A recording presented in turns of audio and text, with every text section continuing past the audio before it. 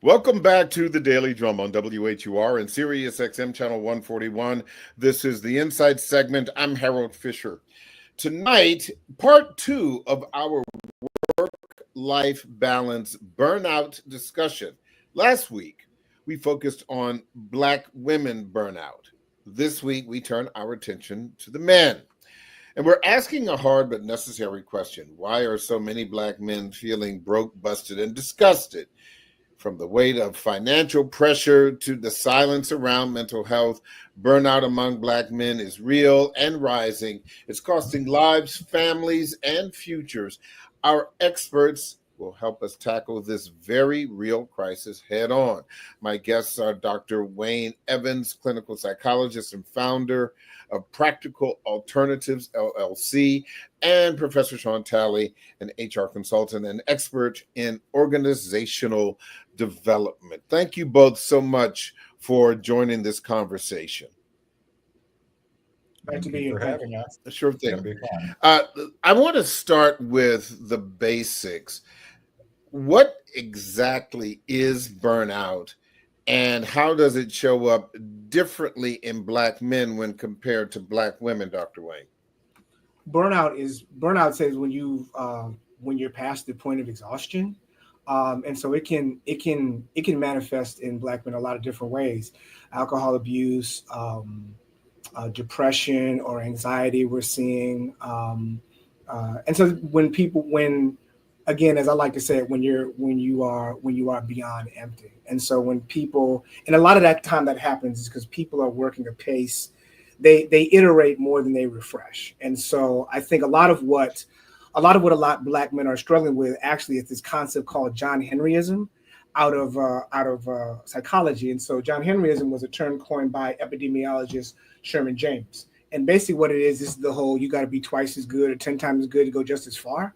And so that whole notion of living inside that narrative and being shaped inside of that narrative, people are burning out. So there's this whole notion of you can be the super person, but we're not really celebrated for taking care of ourselves. I like to tell a lot of my clients, if you took care of your body half as well as you took care of your car, you wouldn't be in my office. Yeah, how about that? If I could add to that, I think it's important because a lot of people will hear burnout. Well, I'm tired too. Does burnout mean tired? Does it mean stressed? And I think the answer is yes. You know you're approaching burnout when it's not just that physical piece to it, but there's also that emotional piece to it. So it's not just, okay, I got a good night's sleep and I feel better. It's you still feel that weight. And unfortunately, what happens with burnout is you start seeing results of it. You see it in your personal life. Organizations are now interested in it because you see it in employee performance. So that's why, from the job standpoint, people care about it. So you see your relationships, your performance, you see things starting to decline as a result of this. And unfortunately, as Black men, and again, everybody has their crosses to bear. But as Black men, we have a couple of things that are just characteristically, and obviously we're speaking in generalizations, again, to the John Henryism, we don't really have a strong concept of self-care, yes, sir. which is critical to be able to deal with this. And the second thing is there are specific things that we deal with in terms of whether it's representation, or whether it's trying to succeed or other things like that exclusively you see within the African-American male community. So that's what, and again, everybody has burnout, but there are some specific little pieces that make it sting a little different for African-American males. Dr. Wayne, when you talk about burnout for Black men, is this a short-term issue or is it a long-term issue? When I say short-term, is this something that can be addressed with a staycation or vacation, or is this something that for men of a certain age may have something to do with a certain stage in life? No, this is something that is going to require an overhaul of how you are living. And so let's think about it in terms of peak performance. So people thinking for flow, which is the scientific term for it, the technical term for it, that you think you're in flow or not. But what the research has shown is that flow is actually 4 stages. So it's struggle, release, flow, and then recovery. For our purposes, we're going to talk about recovery. What the brothers really need is they need systems of restoration, just like you have systems of work. So I like to break it down to 3 I's: imagination, infrastructure, and iteration. And so in other words, you've got to figure out, all right, when I'm at my level. So let's say I'm driving in my car and that red light goes on. That means you need to stop to get some gas. When the red light starts to blink, that's when you know the car's about to stop. Right now, you have one of those cars. I said, well, if there's not enough gas in here, we all have that kind of car. No, let me talk about my baby. But yeah, but again, if I don't put enough gas in the tank, he gonna blink and he gonna do first. The light gonna go on, then he's going to blink. Now let's switch that. Now when our lights come on, we're told what? Suck it up, deal with it. Men don't cry, the whole 9 yards. So we're getting those things. You know, it's like what Dave Chappelle once said when he was criticized. He said, you know what? I did something that Black men a lot of times don't have the luxury of doing. I thought about my feelings, right? But we're not socialized to do that. And so in other words, if you want to make a change, it has to be systemic. So if I'm iterating at a particular level, meaning I'm dealing with all the stuff that men deal with, plus the fact dealing with institutional racism and all that kind of different stuff, my tank is constantly being drained. And so then I've got to figure out how I refresh, and I have to refresh in a particular kind of way. And so recovery is very specific things. It's 6 to 8 hours of sleep. It's ice baths or baths where you're mineral baths, so that you have an opportunity to restore the body. Because a lot of times what creates stress where the stress comes from and why people break down is something called allostatic load. Allostatic load is basically the technical term for the impact of cumulative stress. So for example, Coach Prime just, all the different health problems he's just been having. Now, Dion is a performance athlete. I'm thinking, man, he must be healthy as I don't know what. But all the demands have been put on him over the years. It culminated in all these health problems. Like I was working out the other day. Somebody said, "Have you heard about Dion?" I'm like, "What?" And I'm look up, and I see that somebody was talking about what's going on. I do the research. I'm like, wow, they had to remove his bladder, all this other different stuff. Why? Because you're seeing the cumulative effects of the stress. When Dr. King was killed and they did the autopsy on him, his organs were the organs of a person who was 60 or 70 years old. He was 39 when he was killed. Yeah. Why is that? Because you don't have that particular allostatic load. So to answer your question, we have to change our systems, because without those systems of practices, because if not, a vacation is not enough if you go back into the system that's demanding you and draining you, and you don't have a system in place to mindfully and intentionally restore in a particular way. Sean, when you were running, HR departments in corporate America, were you able to recognize some of these issues with Black men in particular as it related to work, not necessarily home? You may not have been privy to what was happening at home, if anything. But did you see these things on the job? And if so, what did they look like? Absolutely. And unfortunately or fortunately, you do have to do a little detective work. So typically in HR, unfortunately, things tend to be a little reactionary. So as I kind of mentioned earlier, you typically see this when you see some sort of dip in performance, or a person starts having attendance issues, or a person just starts to be disconnected or show a lack of engagement in the job. And one of the things that, whether it was part of the job description or not, when you would bring these employees in and counsel them, you would start getting into the issues. And it's everything that we've talked about before. But yeah, definitely you start to see this in all those things that people tend to get written up for, especially when it's a turn, so they seem fine. And then all of a sudden, everything just takes a turn. And that's that point in time where, they couldn't hold the balls up in the air anymore. And then they start crashing one by one. Had you had any success in helping Black men in the workplace address these things or even recognize these things? Absolutely. Now, I'm not going to say that I've had a lot of success because it's hard to get men to talk about feelings and to deal with these. So, there's still that stigma there. And then obviously from an HR and an employment standpoint, there are certain boundaries that you have to be careful that you don't cross. But in many cases, in the roles that I've had individuals that would kind of look up to me somewhat as a mentor. And so I found when they heard me talking about, look, for me, it's three things. One, you have to have some sort of, as we talked about before, you have to have some sort of self-care, whether it's working out or your ice baths or getting massages or playing video games, whatever it is that relaxes you, you have to have some form of self-care.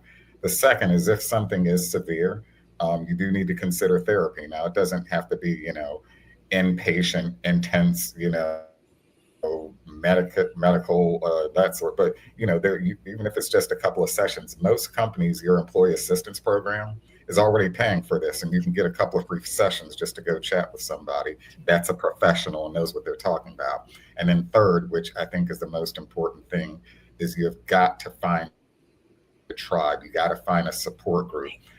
Just very recently, probably a month ago, I had a tough week and I went through some things, and I was chatting with another one of my friends, and he actually was just going through almost the same thing.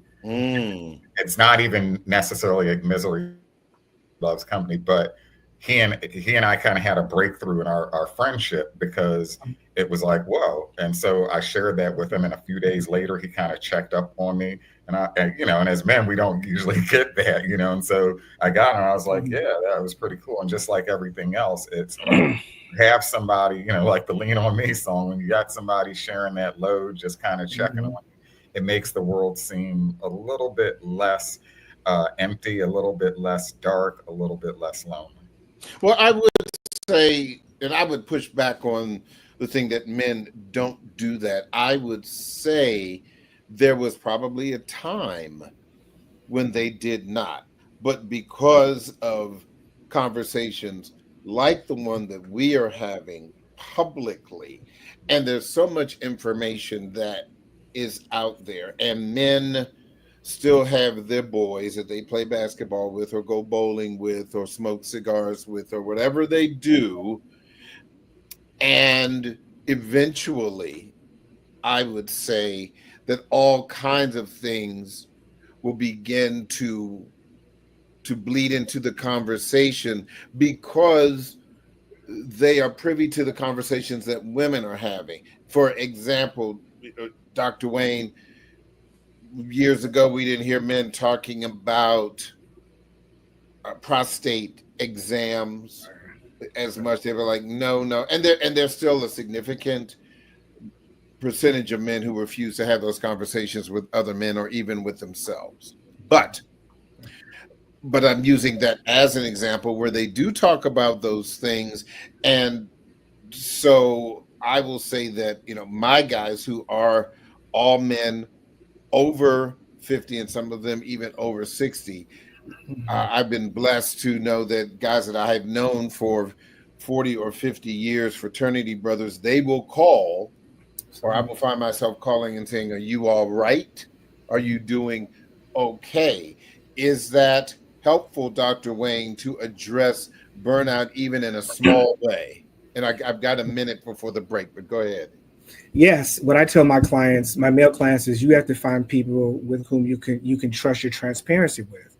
And so the analogy I like to use is the Wu-Tang Clan. I said, find your Wu-Tang Clan. What does that mean? I said, those guys came together and they made themselves both rich and famous. But more than that, they bring out the best of each other. And so I'm like, who are the people with whom you have synergy, not just history? And when you think about that, yeah, everybody has to have that place where you can be safe and be your best. We can be held to account without being shamed. I like that. We are going to take a quick break, but we are going to continue this conversation about Black man burnout. Don't forget, you can hear this in every edition of the Daily Drum Insight segment via podcast on WHUR.com. The original Quiet Storm with Raheem Devon is next on WHUR-FM. This conversation continues on Sirius XM channel 141 and 96.3 HD2 in just a few seconds. Welcome back to the Daily Drum on Sirius XM channel 141. I'm Harold Fisher. We continue our conversation tonight about Black man burnout. We talked about Black woman burnout last week. Now we are focusing on the men. My guests are Professor Sean Talley, an HR consultant and expert in organizational development, and Dr. Wayne Evans, clinical psychologist and founder of Practical Alternatives, LLC. So before the break, Dr. Evans, you were talking about finding your tribe, your safe space among the men that you are closest to. Continue your point. Absolutely. And so to use a biblical analogy, King David in the Old Testament had a group of men who were called the mighty men. Now, in the book of First Chronicles, this is how it describes them, that these were the men that made David a king of Israel, as was the will of the Lord. And so what I tell my men folk is, you want a group of people who are going to protect your person and your purpose. And so when you read about some of these men, they were these really amazing warriors. So when I was a child, I grew up listening to David and Goliath. It wasn't until I got grown that I was like, oh, he had a squad too? So he had some folk who protected him too. And one of his guys was a guy named Benaiah, and he was King David's bodyguard. And so a lot of times I'm like, where's my bodyguard? Where's my Benaiah? Where's my wherever? Or who's the person for whom I'm supposed to be that? And so when you think about that, it's like, we can survive anything together. So years ago when my son was born, he was born under some really horrible circumstances, and we almost lost him that particular day. It was about to be hello and goodbye. And so all of my boys came, and one of the things I'm most proud of when I tell the story of my son's overcoming is that the nursing staff said, when stuff like this happens to a family, most of the time we see the women, but we kept on asking, who are all of these men? And the answer came, these men are the friends of the baby's fathers. And my boys didn't move, and they knew little man was going to be okay. And so we want things like that. But as we get older, as I told one of my buddies, I said, man, I want to be more than just your fireman. Like, I know I'll come when stuff is burning, but what is it that we can build together? Because we have all this history, because we have all this synergy. And since that time, we talk about maybe once or twice a month, and we're regular with it. And so creating those communities of care is important. Like, if anybody's going to call me on my stuff, it's going to be him, because he's what I like to call a reliable narrator and a mirror. Like, some people, their mirrors are like funhouse mirrors. They're not going to tell you about yourself. They're going to tell you about what they think about you. But my buddy, it's like, man, this is the good and the bad. And Black men need that, not simply because it's protective, but also because it's restorative. Sean, I'm still marveling at the King David to Wu-Tang reference. You can only get that at the Daily Drum. Only at the Daily Drum. So we went from the club to the church house, and are still healing in between. So bravo, Dr. Wade. I'm just Sean, what you got, man? Because same team. Come on, brother Sean, I got you. Come on, man, you got it, man. Same team. So actually, I've been thinking about that Wu-Tang reference as a Wu-Tang fan, and I think there is even more to that takes it a little deeper, because they were all individually great rappers. Right. Every single. So they were never a group, right? They were all individual great rappers that basically said, you know what, we're going to come together for this specific period of time, do something great for all of us so that we can all have a brighter future. And many of them sacrificed, sleeping on each other's couches and all that sort of thing. So I really received that reference about where's your clan, because it's not just about the restorative aspect of kind of making it through the day. It's what is your group that's going to allow you to prosper? which is what they were able to do. And so I do receive that analogy that you have there. You know, we spoke about what happens on the job, but Sean, what about, off the job? What is happening at home for Black men and outside of the home, but off the job, that is contributing to the burnout, and how might they be able to address it? Well, and that's, I think, one of the things that make it a little unique for African American males. And again, with this type of conversation, you have to give the disclaimer that we're speaking in generalizations. Yeah.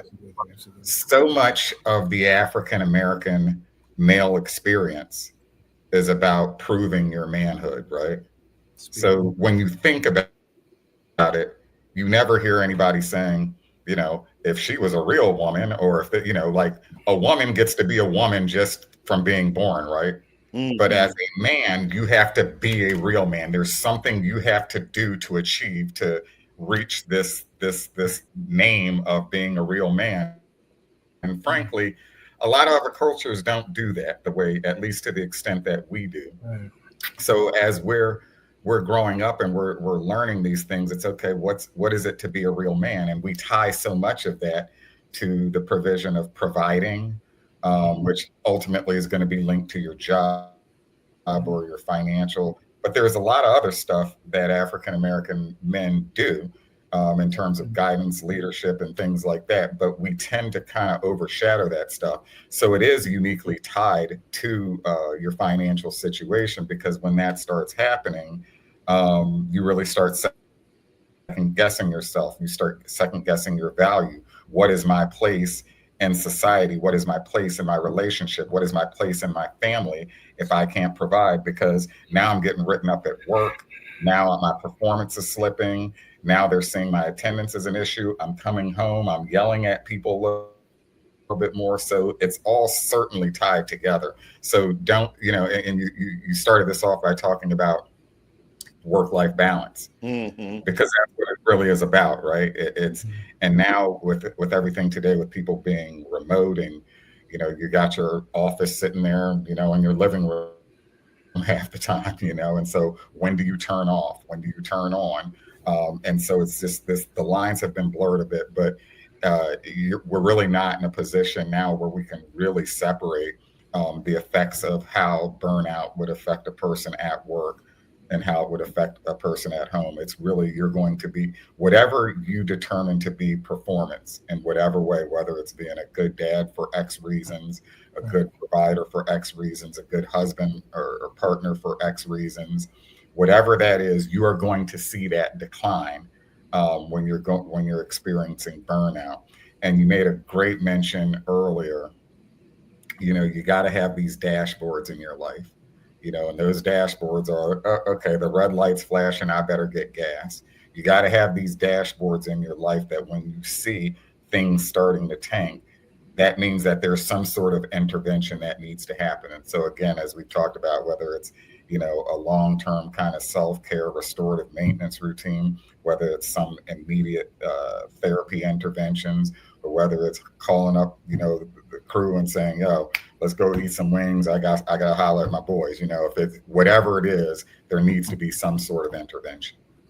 Dr. Wayne, thinking about what Sean was just saying about all of the other things that are happening that are not on the job, particularly the pressure or the expectation, whether you're married or single or partnered or what have you, is the expectation to lead. And we hear a lot of women say that they want a man who is a leader. But I submit that in that particular context, careful. I know. Careful. Yeah. Get ready, because I'm about to say what I said. Okay. Come on. Is that no woman can be led unless she wants to be led. That part. That's true. Which I mean, means if you say, that's true. I want to, I want a leader, and we are going to go down this road. But if you don't like that road, you're not going to go down that road, even if the man is leading you down whatever that road happens to be. And I think, that's the thing. And the reason I bring this up is that men who have partners or wives or girlfriends or what have you, I believe that there is a role that they can play in his healing. True. And in that, but it's kind of like, if you go to the party with the friends, okay, it's 12 o'clock and you say, babe, it's midnight, let's go home. Well, I don't want to go home. Or the other side is, oh, I was just waiting on you. Okay. So, what, from your perspective, Dr. Wayne, how can men who are married or partnered, how can those wives or partners recognize the burnout, and what might they be able to do to help address that? Well, first of all, I think the question I would ask is, do you consider your partner a reliable narrator? So, for example, right. In other words, so for example, I'm a licensed clinical psychologist, been practicing for over 20 years, but listen, I'm as human as anybody else. So when my wife and I are out, I can remember one time, I'm not going to get into the specifics of it clearly, but I wasn't my best. How about that? And so my queen very politely walked up to me and she whispered this in my ear: "You're leaking." Now, gentlemen, I had two options, right? We want to do the whole court right there, which we did not do. Or I'm going to say, okay, I trust, I'm going to trust what you're saying. I'm going to get myself together, which I did. And we did the debrief later. So in other words, if you don't trust me, why am I your partner? Like, we can be friends. Like, and I don't mean that in terms of you got to make a decision. It's like, no, I'm for real. So, but you best believe as much as I trust my boys, I trust my queen more. Why? Because there's nobody in my life. My wife is the only member of my family who chose me personally. Everybody else, our son can't even say that. And so I'm like, when she tells me something, it hits differently. When she's like, you leaking, or you doing the most, or I remember one of my boys and one of my Wu-Tang Clan, he'd made me mad, and I was like, forget him. And she was like, you about to make a mistake. Like, let me help you with that. Like, I'm Team Wayne, but I'm not gonna co-sign what I think is an error. You're being unfair to him. You need to talk to him. And I'm like, we cleared the air. I'm like, I can say all the time, and she tell me all the time, when we about to go out or do something, she look at me and she'll smile and she'll say, "You're welcome." And I'm like, right, but I still have my friend because I trusted my wife. And so, in other words, we have to build that trust from one another. So if I tell my wife there's something I need to do a particular kind of way, and I'm bringing the plan and the steps to her, either you're gonna trust me or you're not. And that means, but most of the time, she and I have been together so long, I know how to bring it to her so it will resonate with her. Because of all like a lot of Black women, my wife's had to overfunction in other parts of her life. I'm like, girl, relax, I got you. But it's not with like some Barry White pain in the black back. I'm like, no, I got you. You don't need to be doing all that right now. This, and this, because I know you.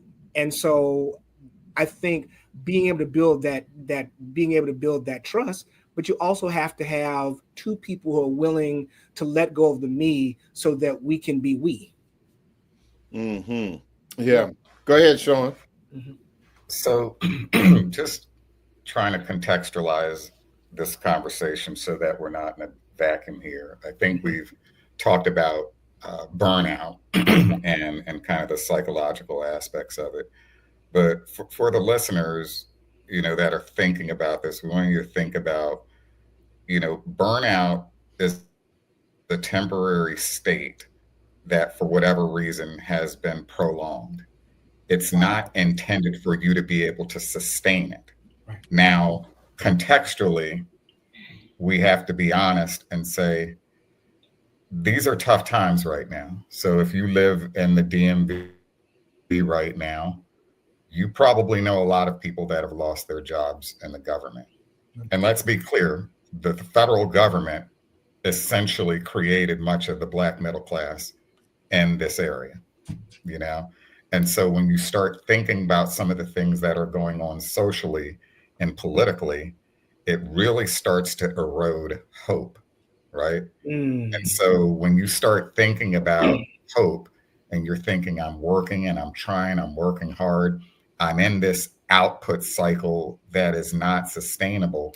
And then you add to it that there's a good chance that whatever you were doing that for, that carrot at the end might not be there anymore. And so when you put this into context and you think about the erosion of hope, you think about where you're in this, you know, this constant fight or flight area that is just not healthy. And that's when you start seeing these emotional components have these negative physical impacts. And so I think it's important for people to really take a step back and look at, you know, the situation that we're in and give yourself a little bit of a break. Because a lot of it does come back to hope. And we all, to some degree, you know, with things that are going on in this world right now, we've all had to take a different inventory of thinking, okay, we thought that we were on a certain trajectory, and it looks like that trajectory at least has been shaken. And we talked about, you know, kind of the provider piece. And I think the John Henry example was perfect because, you know, we can't go a week now without hearing more about, okay, this robot is doing this AI is doing that. And anybody that's paying attention, you see the writing on the wall. And so you see a lot of industries that seemingly before were had high high amounts of African American males being successful in raising families. You know, these things are in jeopardy right now. So you think about, okay, the president is a little rocky. The trajectory we thought we were on as a people has gotten a little rocky. Even my ability to provide some sort of value seems a little bit rocky. So we have to own up to the fact that there are some things going on right now that are unprecedented. And that's why, again, it goes back to the fact, you know, the three things that I said. One, you know, have your long-term self-care plan that you do for your maintenance and restoration. Two, understand that if things start dipping, to go talk to a professional. And then three, have your Wu-Tang Clan, your tribe, your group of people that you can go to help you sustain. Maybe I'll have my cameo or my confunction clan for those of you of that. There you go. That's what's up. There you go. You cannot grow that afro no more. Oh wow. Maybe the sideburns. Yeah, right. Maybe my rare essence group or something. I gotta go just a little bit farther back. And I'll ask both of you, but I'll start with Dr. Wayne. Do you have any short-term add self-care and stir things that you do specifically? Yes. I get a monthly massage. I take regular 20-minute baths with bath salt. I practice yoga. I've got a really solid Wu-Tang Clan. Those are the things that are all like one of my instructors when I was matriculating through school told me, you can't take your clients anywhere you haven't been yourself. And so a lot of what I learned, certainly from my body work, is that there were signals I was getting from my body that I used to interpret as indication of weakness. They were actually requests for care. And so that's the part where it's like, listen, you know, paying attention to my body, because so much of how we are socialized is about basically what makes you a man is your productivity. But honestly, that, you know, that's plantation psychology. That's the only thing. You better bale that hay, you better this, that, and the other. And that there's a particular role you've been cast in, but I don't really want to perfect a role I didn't audition for. And so at some point, it's like, yeah, I'm going to go ahead and take care of myself. I'm not going to take better care of my car than my body, because I could total my car and get a new one. I told my body, not so much. How do you know that those things that you are doing for yourself, how do you know they're working? I would say a level of I would say a level of calmness. I would say, at least in terms of some of the pain that I feel, it goes away. And so, in other words, because once it's received the care that it needs, it's kind of like the flashing light on the dashboard. Once you do what you need to do, it stops flashing. And so, what that teaches me now is I know. When it's time for me to get in some self-care. So like when COVID first started, I was waking up in the middle of the night because I was having anxiety attacks. And so I summoned my yoga teacher and I said, teacher, what is it that I need to do to calm myself? And she told me a pose called legs up the wall, which literally is your legs up the wall, and breathe. And so what happened is eventually the symptoms went away. So now all these years later, I wake up in the middle of the night. It's not, what am I going to do? Or watching the clock. It's, I pull out my mat and my rug. I put my blanket. I put my legs up the wall and I breathe. And when I take my deep breaths in and it's a little bit technical, but basically it's in for 4, hold for 2, out for 6. Why? Because the longer exhale activates the parasympathetic nervous system, which is the body's brake, and you'll relax sooner. So again, it's like I got my legs up the wall, or if I put on one of my guided meditations, not so much Wu-Tang because I don't listen to them when I'm trying to get calm, but but maybe some Sade, so I mean, Sade or what have you. And so get myself relaxed. But I have those things that I go to because like any other Superman, you have to know what makes you strong. But here's the deal, and I really did want to say this. We live in a country that told us that we were 3/5 of a person. And so our response to that through John Henryism is to become superhuman. Here's the thing, gentlemen. When you stop doing that, what you lose is your actual humanity. The ability to say, I'm at my level, I'm at my limit, and this is not weakness, it's wisdom. So I'm not going to kirk out and ruin my good thing because I lost my temper at work or lost myself on when I'm driving home and now I'm on a TikTok video. I don't think so. I'm going to take a minute and I'm going to breathe and I'm going to go to my places of refreshment. Why? Because I am a person. I am a man. Mm-hmm. I'm human. Sean, do you have any kind of short-term things to make sure that you don't burn out, like Dr. Wayne was suggesting, his own routine? Absolutely. So the first thing that I would offer for everyone is, and I think I can speak to the other guys on this call here, we are not perfect. We're going through all these things. So we're not presenting this as we achieved some higher level of existence beyond anyone listening here. We're just sharing that we're there and we went through it. So the first thing that I'll offer is a mental exercise, but it's very profound, and I call it prioritization. So for me, my children are the priority. They are number one. Nothing ever goes above that. So whether it's work, whether it's anything, nothing. And most people, you can only handle maybe about 3 or 4 priorities. Right. And you have to be okay with the fact. So I've, had to leave jobs and not accept other jobs because of and I'm okay with that. And I've thought this through because they're number one. And so burnout can occur when you have these competing priorities, right? Where you're trying to serve these multiple masters and keep too many balls up in the air. When you prioritize, you say, okay, these are the 4 that matter most. I'm going to make sure these balls stay in the air, and whatever crashes, and give yourself the okay to let those other things crash as long as your priority is taken care of. So the first thing that I would offer is that mental exercise of prioritization, giving yourself the agency, knowing you can't keep every ball in the air. You just can't. I would say for me, and this requires some navel gazing, some self-reflection, some introspective exercise, which is something that I've been doing really for decades. However, sometimes it does take, perhaps someone else to let you know.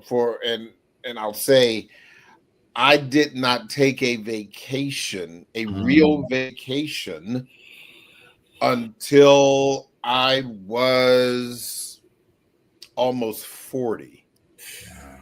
I just worked. And I was fine with that because I had a career goal. But when that first vacation, when a lady said, I'm going to take you on vacation, which again was not something that I was used to. It of the 5 days, it took me 2 days to relax. But I learned those many decades ago that was part of it. And so now for me, one of the things that I do as a person who absolutely loves art, and there's so many museums, I do that.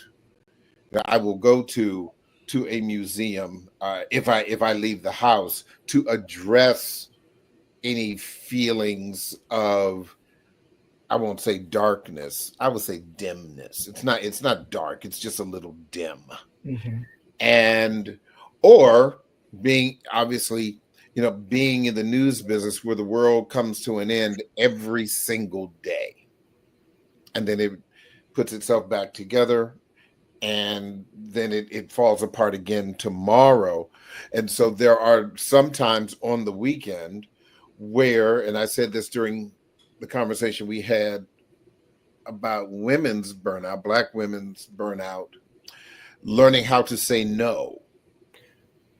Just learning how to, and not saying no with malice, not saying no with any sense of negativity, but just saying, no, I'm not going to come to the cookout that you invited me to last month. I know I RSVP and I said I was going to bring a bottle or whatever. No, I'm going to sit at home because my home is peaceful. So I can do that and sit in the quiet with no TV, sometimes no music. And since I talk for a living, not speak. Mm. That and beyond that, as I said, going to a museum. And sometimes, just like Sean was saying, considering that we live in uneasy times, not everybody can just get up and do a short vacation, because it not just costs time, but it does cost money. And there may be other obligations. But that's something else I will do. I will get up and just get my car and go to another city, because in this area there are so many, and just silently walk and look. And so I think that there are different ways for men to deal with the burnout, to deal with the dim before it gets dark. Real quick, Sean, I'll let you have the last word. Yeah, if I could add to that, I would, again, give people the agency to let them know it really wasn't supposed to be this way. So back in the 1930s, you had all these innovations in technology. You had high amounts of union activity. You had low cost of living. And really the estimations were somewhere around now, we'd all be working 15-hour work weeks. Literally, you can go see this stuff. This is what the Yes, I remember that. But go ahead real quick. 15-hour work week.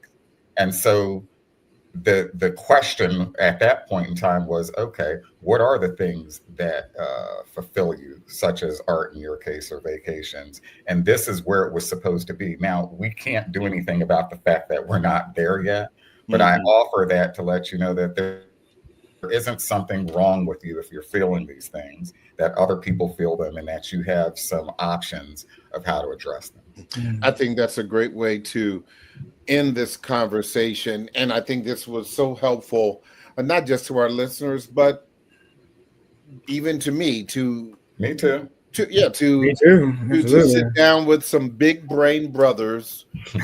and yeah, really. I mean, that's my thing. Look, I'm smarter now than I was an hour ago. And I want to thank both of you for sitting down and talking.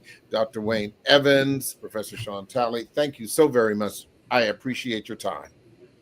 Thank you. Good night, Dan. Sure thing. That is the Daily Drum for this Thursday, July 31st. I'm Harold Fisher. Good night.